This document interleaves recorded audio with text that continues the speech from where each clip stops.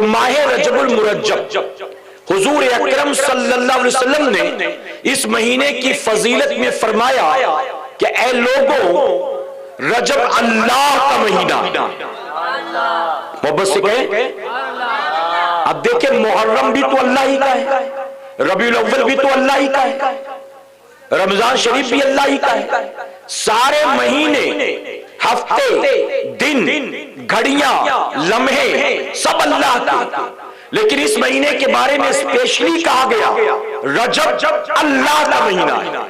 جیسے میں مثال دوں آپ کو، اللہ ایسی مثالوں سے پاک ہے، لیکن سمجھانے کے لیے، ایک باپ کے 4 بیٹے 3 بیٹیاں، 4 بیٹے 3 بیٹیاں، لیکن محبت میں سب سے چھوٹی بیٹی یا چھوٹے بیٹے کو کہتے ہیں یہ میرا بیٹا ہے، یا کہتے ہیں یہ میری بیٹی ہے۔ تو اس سے مراد یہ تو نہیں کہ باقی میرے نہیں ہیں، باقی بھی سارے میرے، لیکن اسپیشلی اس کو جو کہا گیا اس کا مطلب کہ مجھے سب سے زیادہ اس سے محبت ہے، سب سے زیادہ مجھے پیارا یا پیاری یہ۔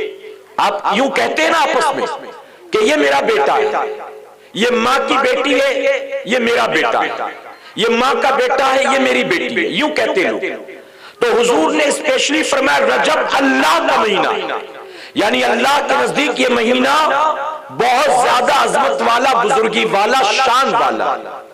اسی طرح ایک مقام پر میرے آقا نے ارشاد فرمایا کہ تمام انبیاء میں جو شان اللہ نے مجھ کو عطا فرمایا، اللہ نے تمام مہینوں میں وہی شان ماہ رجب کو عطا فرمایا۔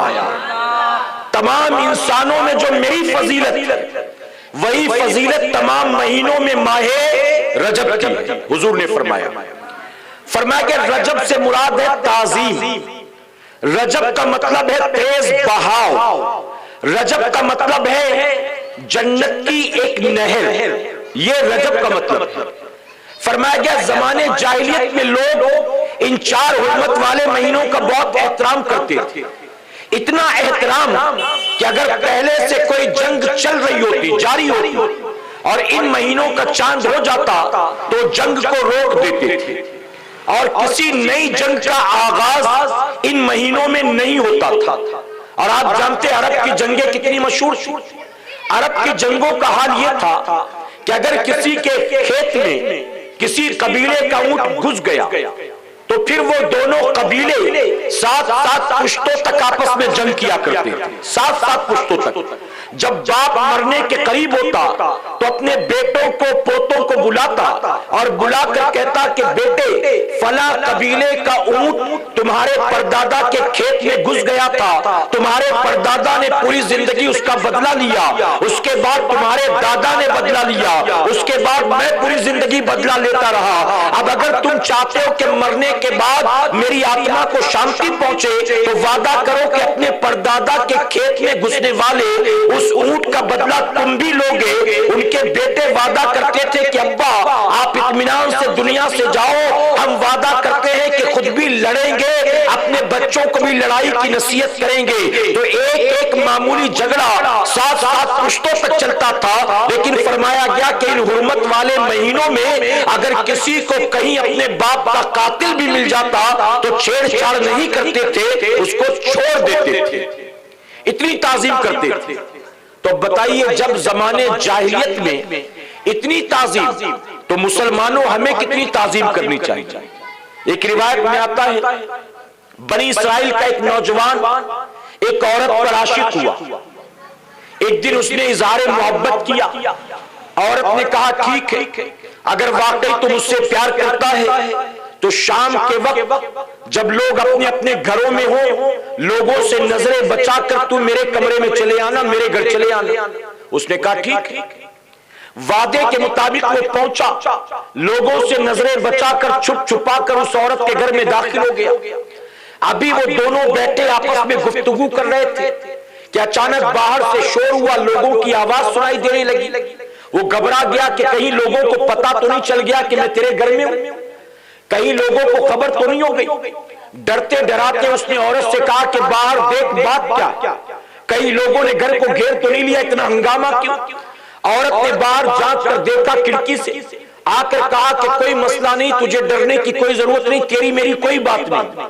پھر کہا شور کیسا؟ تو اس عورت نے کہا کہ دراصل نئے مہینے کا چاند ہو گیا ہے، اسی چاند کو دیکھنے کے لیے لوگ نکل پڑے۔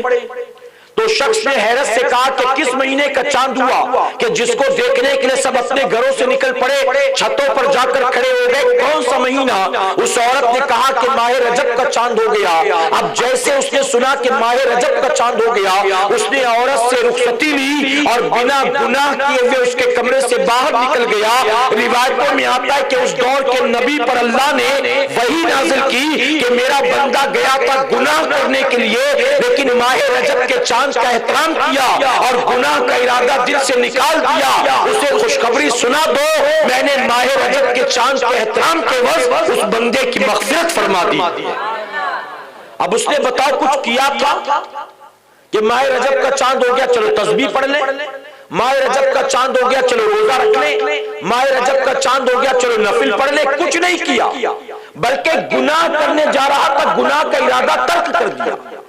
تو معلوم یہ ہوا کہ ماہ رجب کے احترام میں، ماہ رجب کی تعظیم میں اگر کوئی نیک کام کرو تو اس کا بہت ثواب، لیکن اگر کچھ نیکی نہ بھی کرو، ماہ رجب کی تعظیم میں اپنے آپ کو گناہوں برائیوں سے روک لو، تو یقیناً وہ رب جو بنی اسرائیل کے اس نوجوان کی بے حساب کتاب مغفرت فرماتا ہے، یقیناً ہم بھی ماہ رجب کا احترام کریں گے، میرا کریم ہمیں بھی بے حساب کتاب جنت میں داخل فرمائے۔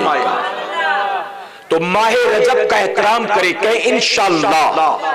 میرے پیارے آقا علیہ الصلوۃ والتسلیم کے پیروانوں، فرمایا گیا جنت میں ایک نہر ہے جس کا نام رجب، اس نہر کا پانی دودھ سے زیادہ سفید، برف سے زیادہ ٹھنڈا، شہد سے زیادہ میٹھا ہے۔ اور فرمایا گیا رجب نامی اس نہر کا پانی اللہ اپنے اس بندے کو پلائے گا جو ماہ رجب میں روزہ رکھتا ہوگا، جو ماہ رجب میں روزہ رکھتا ہوگا۔ بتائیے ماہ رجب میں روزہ فرض ہے؟ نہیں، نفل۔ اگر نفل روزہ رکھ لے تو اللہ اس کو رجب نامی جنتی نہر کا پانی عطا فرمائے۔ فرمایا گیا حضور اکرم صلی اللہ علیہ وسلم ماہ رجب میں کثرت کے ساتھ روزہ رکھتے تھے، کثرت کے ساتھ مطلب خوب روزے رکھتے تھے۔ اور یہی معاملہ ماہ شعبان میں بھی تھا کہ ماہ شعبان میں بھی حضور خوب روزہ رکھتے تھے۔ اور صحابہ کا عمل فرمایا گیا صحابہ اکرام جب ماہ رجب کا چاند دیکھتے تو کاروبار کو سمیٹ لیتے تھے، حساب کتاب کرنا شروع کر دیتے تھے، کسی سے قرض لیا ہوتا تو اس کو لوٹا دیتے، اگر کسی کو دیا ہوتا اگر وہ دے سکتا تو لے لیتے ورنہ معاف کر دیتے تھے۔ اور فرمایا گیا ماہ رجب کا چاند دیکھ کر صحابہ زکوٰۃ کا حساب نکال کر زکوٰۃ نکال لیتے تھے، اور ماہ رمضان آنے سے پہلے وہ زکوٰۃ کی رقم مستحقین تک پہنچا دیا کرتے تھے۔ خوب قرآن کی تلاوت کرتے، نفل روزے رکھتے، نفل نمازیں پڑھتے، صدقہ خیرات کرتے۔ یہ عمل تھا صحابہ کا ماہ رجب کا چاند دیکھتے۔ اور فرمایا گیا ماہ رجب حضور فرماتے اللہ کا مہینہ، شعبان میرا مہینہ، رمضان میری امت کا مہینہ۔ اب یہ تینوں مہینے ترتیب وار آتے ہیں، ایک ساتھ آتے ہیں نا، تینوں مہینے ایک ساتھ۔ پہلا مہینہ اللہ کا، دوسرا رسول اللہ کا، اور تیسرا ہمارا اور آپ کا۔ صوفیہ فرماتے ہیں رجب بیج کو بونے کا مہینہ، اس مہینے میں عبادت کے بیج بو، ذکر کے بیج بو، اللہ کے سجدوں کے بیج بو۔ اور فرماتے شعبان اس عبادت کے بیج کو سینچنے کا مہینہ، کہتے شعبان میں توبہ کرو، استغفار کرو، اور عبادت کے بیج کو توبہ کی آنسوؤں سے سینچو۔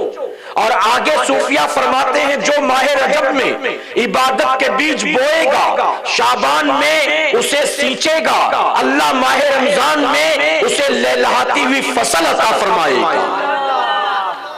یعنی ماہ رمضان میں فصل چاہتے ہو تو محنت ابھی سے کرنی ہوگی، ابھی سے۔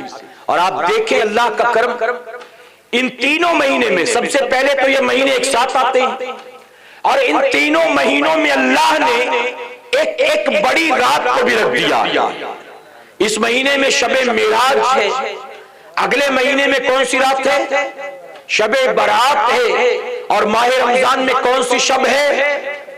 جی شب قدر، لیلۃ القدر۔ تو شب معراج، شب برات، شب قدر، یہ تینوں افضل راتیں، بہتر راتیں، فضیلت و بابرکت والی راتیں بھی اللہ ترتیب وار دیتا ہے۔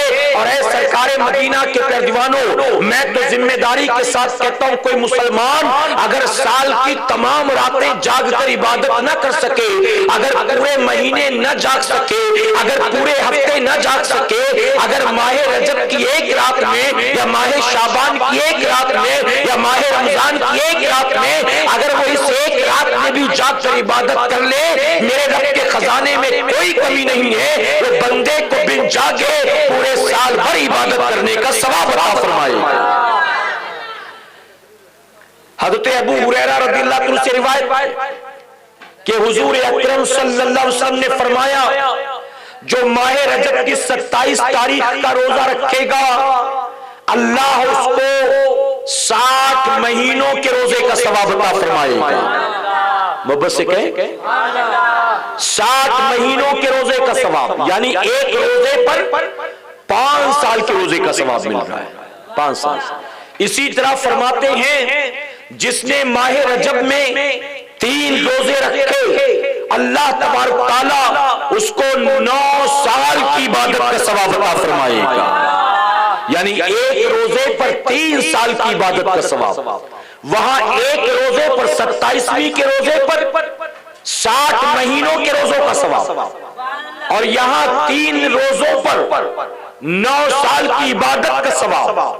ایک صحابی رسول نے عرض کیا، یا رسول اللہ صلی اللہ علیہ وسلم، اگر کوئی پورے مہینے روزہ نہ رکھ سکے تو اس کے لیے کیا؟ تو آقا فرماتے ہیں کہ تم پہلی رجب کا روزہ رکھ لو، 15 رجب کا روزہ رکھ لو، اور آخری دن کا روزہ رکھ لو، یعنی 29 یا 30 جو بھی ہو، آخری دن کا روزہ رکھ لو۔ اگر تم نے یہ 3 بھی رکھ لیے، اللہ تمہیں پورے مہینے کے روزے کا ثواب عطا فرمائے گا۔ رکھیں گے انشاءاللہ؟ میرا مشورہ ہے کہ رکھو۔ دیکھیں 27 کا تو رکھنا ہی رکھنا ہے کہ انشاءاللہ، اس کے ساتھ 1-2 اور بھی رکھو، یہ ثواب حاصل کرنے کے لیے حضور کی سنت سمجھ کر۔ اور اس کا فائدہ ہے کہ اور یہ بھی ہوگا کہ یہاں تو چوائس ہے، نفل ہے، رکھو گے تو ثواب، نہیں رکھو گے تو کوئی گناہ نہیں۔ لیکن جو ماہ رمضان آنے والا ہے، اس مہینے میں تو پورے مہینے کا رکھنا ہی رکھنا ہے، رکھنا ہی رکھنا ہے، وہاں تو چوائس کی بات نہیں ہے، نفل کی بات نہیں۔ اگر ابھی سے آپ نے اس مہینے میں 3 رکھا، ماہ شعبان میں 3 رکھا، تو ماہ رمضان میں اچانک 30 نہیں رکھنا پڑے، بلکہ پہلے سے پریکٹس شروع ہو جائے، اور پہلے سے پریکٹس شروع ہوگی تو جو شروع میں دقتیں آتی ہیں ماہ رمضان میں، وہ دقت نہیں آئے گی۔ ورنہ ماہ رمضان میں پہلے، دوسرے، تیسرے دن لوگ منہ لٹکائے سر پکڑے گھوم رہے ہوتے ہیں، ان سے پوچھو کیا ہوا تو کہتے روزے کی وجہ سے میرا سر پکڑ لیا، روزے کی وجہ سے ایسیڈیٹی ہو گئی، روزے کی وجہ سے کمزوری ہو گئی، روزے کی وجہ سے فلاں تکلیف ہو گئی۔ معاذ اللہ ثم معاذ اللہ، جب 11 مہینے کھاتا پیتا رہا اور اچانک ایک مہینے کا روزہ رکھنا پڑا تو اس کا حال یہ ہوتا ہے، اس کا کبھی سر دکھتا ہے، کبھی پیٹ دکھتا ہے، کبھی بخار آتا ہے، کبھی کمزوری ہوتی ہے، اور پھر اپنی زبان سے ایسے جملے نکالتا ہے جس سے یہ پتہ چلتا ہے کہ معاذ اللہ یہ ماہ رمضان سے بیزاری کا اظہار کر رہا ہے، بیزاری کا اظہار، معاذ اللہ۔ تو ہمارا یہ معاملہ نہیں ہوگا، کب؟ جب ابھی سے پریکٹس شروع کر دیں گے، رکھیں گے انشاءاللہ۔ تو ماہ رجب میں 3 رکھنا ہی رکھنا ہے کہ انشاءاللہ۔ اور میرا مشورہ یہ بھی کہ 13، 14 اور 15 تاریخ کا روزہ رکھنا، ہر مہینے کی 13، 14، 15 کا روزہ رکھنا، یہ حضور اکرم صلی اللہ علیہ وسلم کی سنت مبارکہ ہے، اور اسے کہتے ہیں ایام 20 کے روزے، ایام 20 کے روزے، اور اس کی بڑی فضیلت۔ بہرحال اب اور اس کو میں بیان نہیں کرتا، اب میں آپ کو تھوڑا سا اور روزوں کی فضیلت بتا دوں۔ روایتوں میں آتا ہے کہ جس بندے نے اللہ کی رضا کے لیے، اللہ کی خوشنودی حاصل کرنے کی نیت سے ماہ رجب میں ایک روزہ رکھا اللہ کی خوشنودی اس پر واجب ہو جائے گی اور اللہ اس کو جنت الفردوس میں ٹھہرائے گا. محبت سے کہیں. اور فرمایا گیا جس نے ماہ رجب میں 2 روزے رکھے اللہ اس کو دگنا اجر عطا فرمائے گا. جس نے ماہ رجب میں 3 روزے رکھے فرمایا گیا اللہ اس کے اور جہنم کے درمیان ایک ایسی کھائی پیدا کر دے گا کہ جس کا سفر 1 سال کا ہوگا. یعنی اتنی دور کر دیا جائے گا اس کو جہنم سے کہ جتنی دوری 1 سال کے سفر کی ہوتی ہے. جس نے ماہ رجب کا 4 روزہ رکھا اللہ تبارک تعالیٰ اس کو فتنہ دجال سے محفوظ فرمائے گا. جس نے ماہ رجب میں 5 روزے رکھے اللہ تبارک تعالیٰ اس کو جذام کی، برس کی، جنون کی بیماری سے اور فتنہ دجال سے محفوظ فرمائے گا. جس نے ماہ رجب میں 6 روزے رکھے فرمایا گیا وہ قیامت کے دن اپنی قبر سے اس حال میں اٹھے گا کہ اس کا چہرہ 14ویں کے چاند کی طرح چمک رہا ہوگا. اچھا جیسے جیسے روزے کی گنتی بڑھ رہی ہے سبحان اللہ ٹھنڈی ہوتی جا رہی ہے. لوگ سوچ رہے ہیں سبحان اللہ بولیں گے تو رکھنا پڑ جائے گا. میرے بھائی رکھو گے تو ثواب ہے، نہیں تو سبحان اللہ بول کر تو ثواب ملنا ہی ملنا ہے نا. تو کم سے کم یہ انعام سن کر سبحان اللہ تو کہیں دے، کہیں گے انشاءاللہ. فرمایا کہ جس نے ماہ رجب میں 6 روزے رکھے وہ قیامت کے دن اپنی قبر سے اس حال میں اٹھے گا کہ اس کا چہرہ 14ویں کے چاند کی طرح چمک رہا ہوگا. جس نے ماہ رجب میں 7 روزے رکھے اس کی خاطر جہنم کے 7 دروازے بند کر دیے جائیں گے. جس نے ماہ رجب میں 8 روزے رکھے اس کی خاطر جنت کے 8 دروازے کھول دیے جائیں گے. اور جس نے ماہ رجب میں 9 روزے رکھے فرمایا گیا قیامت کے دن وہ اپنی قبر سے اس حال میں اٹھے گا کہ اس کا چہرہ جنت کی طرف ہوگا اور اس کی زبان پر کلمہ طیبہ جاری ہوگا.